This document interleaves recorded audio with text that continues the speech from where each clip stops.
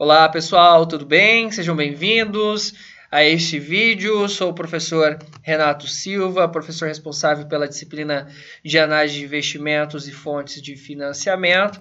Estou fazendo esse vídeo para te dar boas-vindas e que logo que em breve vamos iniciar essa nossa disciplina e apresentar um pouco mais aqui para você aquilo que nós vamos estudar, falar um pouquinho sobre nossa produção textual, que eu tenho certeza que vai te auxiliar para o seu desenvolvimento e conclusão do trabalho, e também para que você possa compreender que em breve essa disciplina ela também é muito importante para o seu processo aí de conhecimento. Por isso, eu vou te apresentar um pouco mais sobre essa disciplina e fazer também uma contextualização referente à nossa produção textual. Vamos lá? Muito bem. Essa disciplina, análise de investimento e fontes de financiamento, ela tem como objetivo analisar diferentes variáveis que compõem um projeto de investimento, as quais norteiam o processo de tomada de decisão perante as alternativas que possibilitam a melhor relação entre risco e retorno de uma organização. Isso é muito importante, logo que quando a gente fala sobre risco e retorno, a gente precisa analisar investimentos, tomadas de decisões. São alguns objetivos específicos importantes da nossa disciplina, que é apresentar ao aluno as fontes de recursos para financiamento de empresas e projetos, sendo como capital próprio, capital de terceiro, e expor as diferentes formas de captação de recursos, habilitar o seu aluno a aplicar as técnicas de orçamento de capital na análise de investimentos, e também capacitar você, aluno, a realizar análise de sensibilidade de cenários por meio de indicadores, por exemplo, lucratividade líquida e índice de rentabilidade. Esses são alguns aspectos importantes que nós vamos trabalhar na nossa disciplina, na qual ela tem um cronograma de aulas que tem início no mês de maio, em breve, e ela está dividida no seguinte sentido. Nós temos uma primeira aula, isso conforme o livro da disciplina, na qual vamos trabalhar o custo do capital. Falamos de custo de capital, de empréstimo a longo prazo, dos custos dos lucros retidos e também do custo médio ponderado do capital. Segundo momento, vamos trabalhar fontes de financiamento e alavancagem. Por isso, vamos falar sobre alavancagem operacional, alavancagem financeira, fontes de financiamento a curto e longo prazo e também ferramentas de financiamento. No terceiro momento, na nossa terceira aula, vamos falar sobre taxas de retorno, lucratividade e sensibilidade financeira. Então, nós vamos trabalhar alguns aspectos, tais como taxas médias de retorno, payback e retorno por períodos, o valor presente líquido, chamado VPL, e a TIR, que é a taxa interna de retorno. Por fim, na quarta aula, a gente vai trabalhar a análise de viabilidade econômica financeira. Aí vamos trabalhar índices de lucratividade líquida, vamos falar sobre índice de rentabilidade e análise de sensibilidade financeira. Então, aqui são alguns aspectos na qual nós vamos trabalhar da nossa disciplina, que é importante que nós tenhamos esse conhecimento, pois para o empresário, no seu dia a dia, ele toma diversas decisões, entre elas decisões de investimento e de financiamento, duas decisões muito importantes no dia a dia das empresas. Por isso que essa disciplina ela vem a fechar tudo aquilo que você tem estudado ao longo do semestre, no qual vai te capacitar então para fazer essa análise financeira e de tomada de decisões. Tudo bem? Muito bem. Dando continuidade aqui, então, nesse bate-papo, eu quero trazer uma contextualização lá do nosso case, lá da nossa produção textual da Calcileve. Você lembra que lá nesse projeto da Calcileve, ele é um projeto de expansão, porque ela tem 5 lojas, 3 em Curitiba, no centro da cidade, e um no shopping de grande movimento na cidade de Londrina. Então, são 5 lojas, 3 em Curitiba, no centro da cidade, e uma em um shopping também de Curitiba de grande movimento, e outra em Londrina. Bom, os gestores eles decidiram abrir 3 novas filiais para comemorar os 30 anos da rede da Calcileve. 2 lojas em Florianópolis e uma loja na cidade de Londrina. Muito bem, então nós temos uma empresa em processo de expansão e ela vai fazer investimentos. E aí nós temos que analisar a viabilidade econômica financeira desse projeto de expansão. Então isso aqui vem bem a realidade da nossa disciplina. Você tem um projeto de investimento, você vai expandir, precisa de recursos para fazer essa expansão e você precisa analisar a viabilidade se de fato é interessante fazer esse investimento. Então, nós temos 3 possibilidades ali de investimentos, então a gente precisa entender quais esses projetos são viáveis ou não, tudo bem? Bom, para fazer essa análise, nós precisamos estimar investimentos, receitas e custos, construir o fluxo de caixa, avaliar indicadores e, por fim, trabalhar as técnicas de análise de investimento, que é a TIR, por exemplo, taxa interna de retorno, valor presente líquido, que é o VPL, e o payback descontado. Com essas informações, eu consigo tomar uma decisão e dizer se aquele projeto de fato é viável ou não. Então, fazendo essa análise, a gente consegue compreender desses projetos quais deles de fato são passíveis de serem concretizados na prática. Pensando nisso, né, o que eu pensei? Poxa, vamos trazer algum exemplo prático que pode também te auxiliar no processo de resolução desse exercício. Então, a partir de agora, eu vou te apresentar um exemplo de uma empresa, né, que também está fazendo um projeto de expansão e ela precisou analisar esse investimento. E, com base nesse case que eu trago aqui para você, vai te ajudar a desenvolver também lá na sua produção textual, neste estudo de caso aí da CalciLev, tudo bem? Então preste bem atenção neste exemplo que eu trouxe aqui para você, tudo bem? Olha, considere o projeto de expansão de uma determinada empresa cujo investimento inicial será de R$100 mil e apresentou o fluxo de caixa baixo. Muito bem, sempre quando a gente começa a trabalhar nas investimentos, a gente precisa projetar o retorno desse investimento. Então, a gente faz essa projeção de receitas e de custos. Então, você tem aqui para 4 anos, uma projeção desde receitas, de custos, de lucro. Aí a gente fala do LAGIR, do LAIR, lucro líquido, questão de depreciação e amortização de dívidas, até a gente chegar aqui, ó, fluxo de caixa líquido aqui, esse amarelinho, muito bem? É com essas informações aqui que eu vou aplicar as técnicas de análise de viabilidade de investimentos, tudo bem? Então, pegou essa tabela, qual é o meu fluxo de caixa aqui? Eu vou pegar meu fluxo de caixa líquido, com essas informações, olha o 20 mil, o 35 mil, 50 mil, 45 mil, deduzir todas as despesas, e eu vou pegar essas informações e aplicar as técnicas de análise de investimento. Então, eu vou pegar o fluxo de caixa líquido, tudo bem? Bom, a primeira técnica que a gente utiliza é o VPL, que é o valor presente líquido, que é uma técnica que permite avaliar em valor presente todos os fluxos de caixas pertinentes a um determinado projeto de investimento. Por que a valor presente? Porque a gente sabe que a gente não pode comparar fluxos de caixas em períodos de tempo diferentes. Por exemplo, R$100 mil hoje não vale a mesma coisa que R$100 mil daqui a um ano.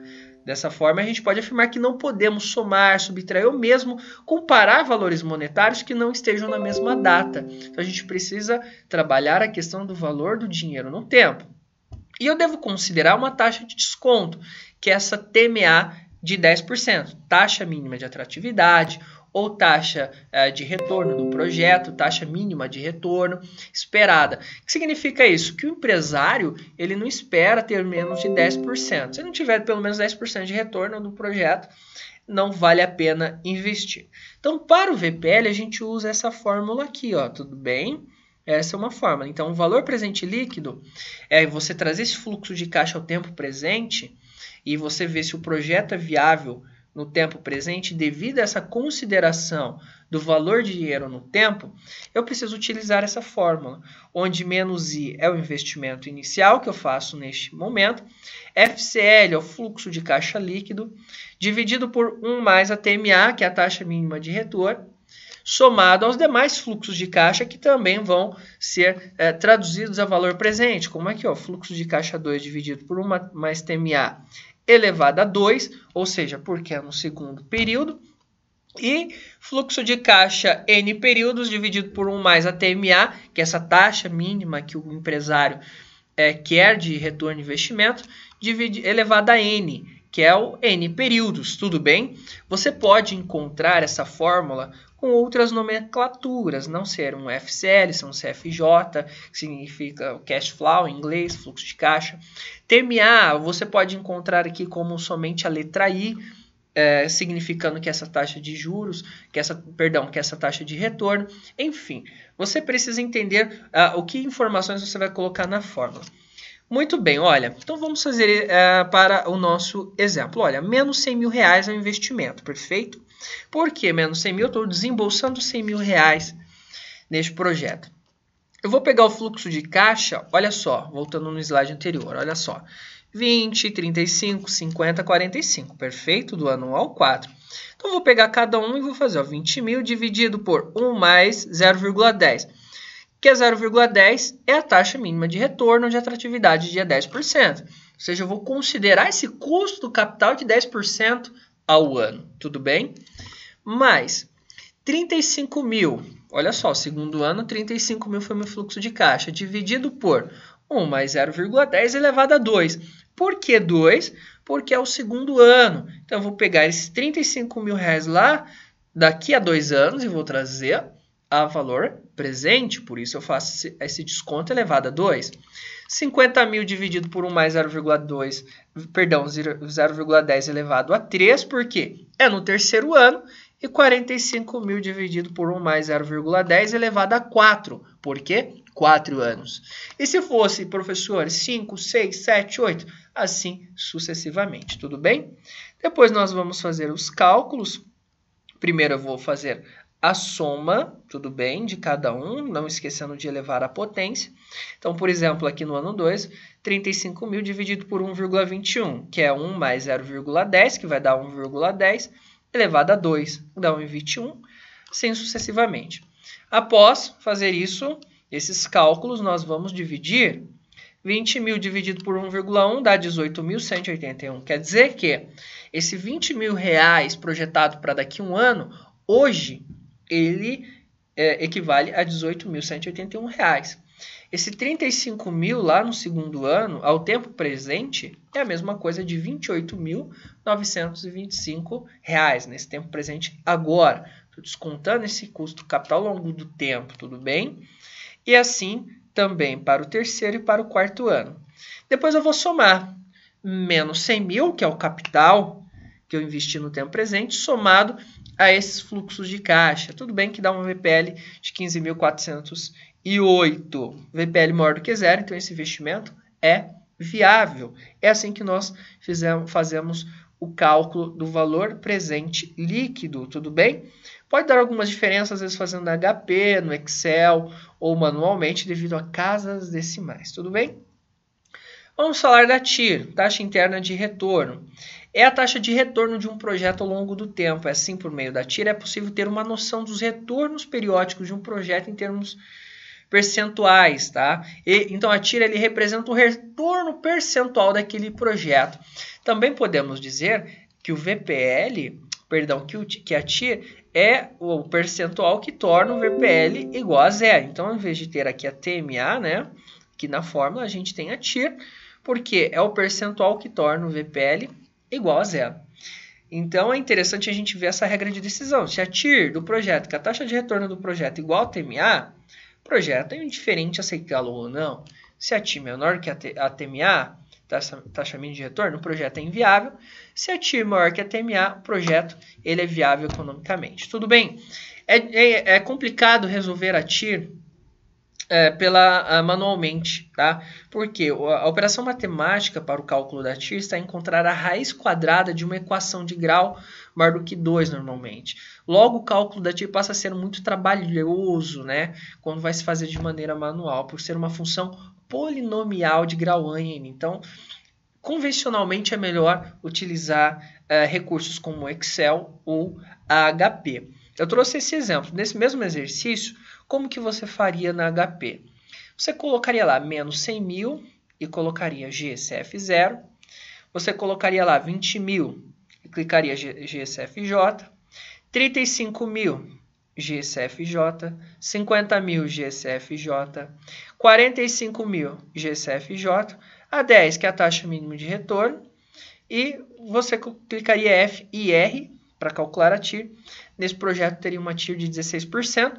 Obviamente, maior do que os 10% que a gente colocou. A gente pode fazer esse cálculo aqui, olha só, essa HP é online, só você fazer, olha, 100 mil CHS para deixá-lo negativo, G, CF0. 20.000, G, CFJ. 35.000, G, CFJ.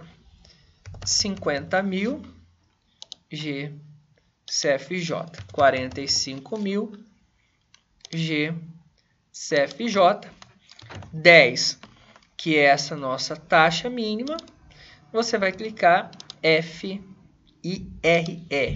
Olha só, 16%. Tudo bem? Essa é a TIR deste projeto, essa é a taxa na qual nós precisamos encontrar na TIR. Tudo bem?